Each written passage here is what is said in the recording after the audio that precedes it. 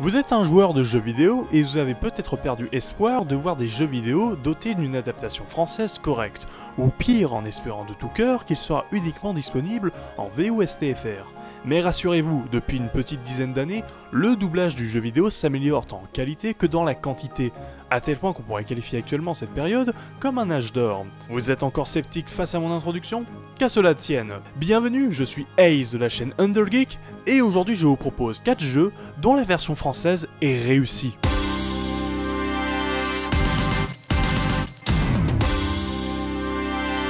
Numéro 1. Kingdom Hearts 1 et 2. Et on commence cette liste par deux classiques de la PlayStation 2, j'ai nommé Kingdom Hearts 1 et 2. Mélangeant les univers de Disney à ceux de Square, les deux jeux sont des action RPG nous invitant à parcourir des dizaines de mondes provenant pour la plupart des films de Walt Disney. Si le fait d'évoquer Disney vous a rappelé vos souvenirs d'enfance, quand vous regardiez Aladdin, Le Roi Lion ou encore Mulan, vous avez dans votre tête les voix incontournables des personnages Disney. Eh bien, asseyez-vous, prosternez-vous et soyez ravis de savoir que vous allez retrouver la quasi-intégralité des comédiens ayant donné leur voix aux personnages Disney, soit près d'une cinquantaine d'acteurs pour le premier jeu et près d'une centaine pour le second. Autant vous dire que ça fait beaucoup. Parmi ces comédiens, on retrouve Donald Renew, Mathias Kozlowski, Richard Darbois, Alain Dorval, Benoît Allemagne et même le plus grand comédien de doublage français, Roger Carrel. Et encore, la liste est longue. Numéro 2.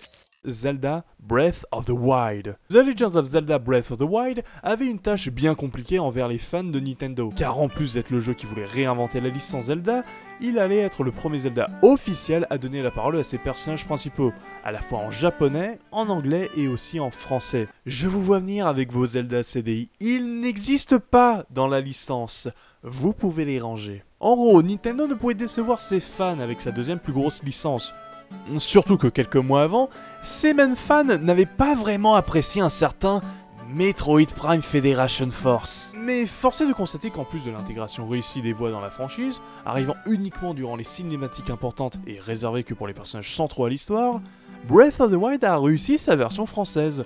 Non seulement le casting est un sans faute et mélange à merveille des comédiens connus de la scène du doublage tels que Donald Renew et Hervé Gruhl, et d'autres qu'on a rarement l'habitude d'entendre dans des jeux vidéo comme Brigitte Aubry et Caroline Mozon. Mais en plus, les voix françaises ne font absolument pas tâche dans l'univers de Zelda, et fait même partie des meilleures versions du jeu, bien au-dessus de la version américaine. Numéro 3.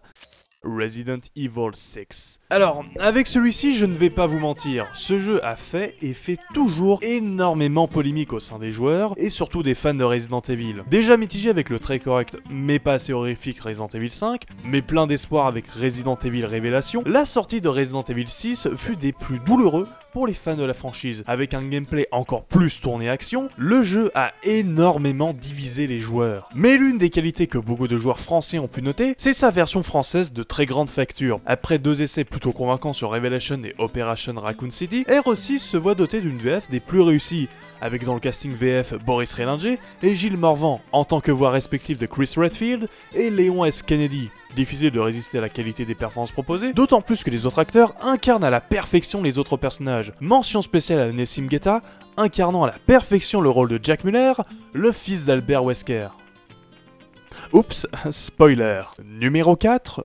Portal 2. Comment ne pas terminer cette liste non exhaustive par un jeu de Valve, j'ai nommé Portal 2. Suite de Portal, vendue à la base comme simple bonus de la Orange Box, elle devait reprendre les éléments du premier jeu tout en les perfectionnant, et la VF n'a pas dérogé à la règle. Le premier jeu avait une version française des plus correctes, avec comme unique personnage GLaDOS, que Scarlett Pedero a parfaitement adapté, très aidé par les modifications vocales, il faut tout de même le dire. Portal 2 permettra le développement d'un background plus travaillé, à l'apparition de nouveaux personnages, tels que Cave Johnson, doublé par Paul Byrne, la voix de Laurence Fishburne, notamment dans Man of Steel. Mais ce qui fait que Portal 2 a l'une des meilleures VF, c'est lui.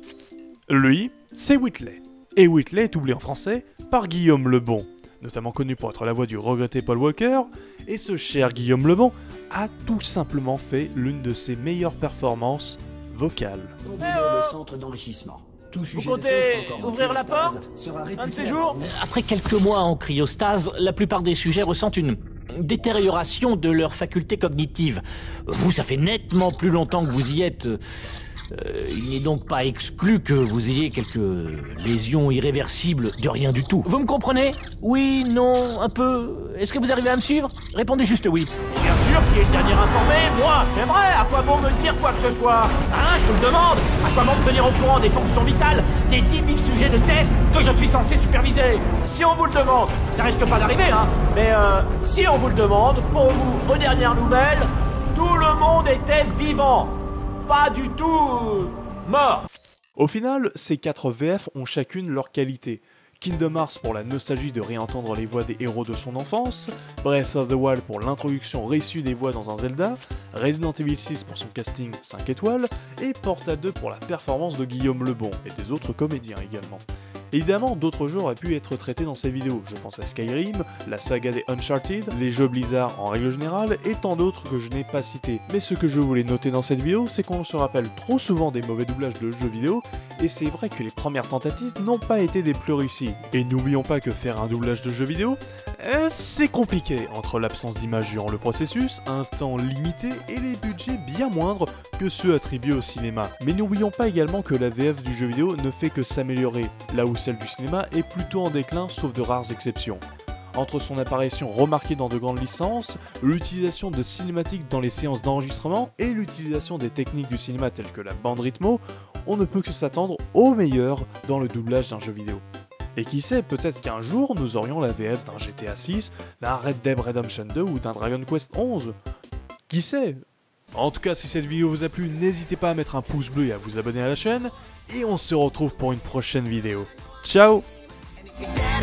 But your mama's home, we can bring it, we ain't got no shame. Up, down, turn it around, girl, I can be the one to blame. You first, me first, give it a go. If you with it, then it's all the same.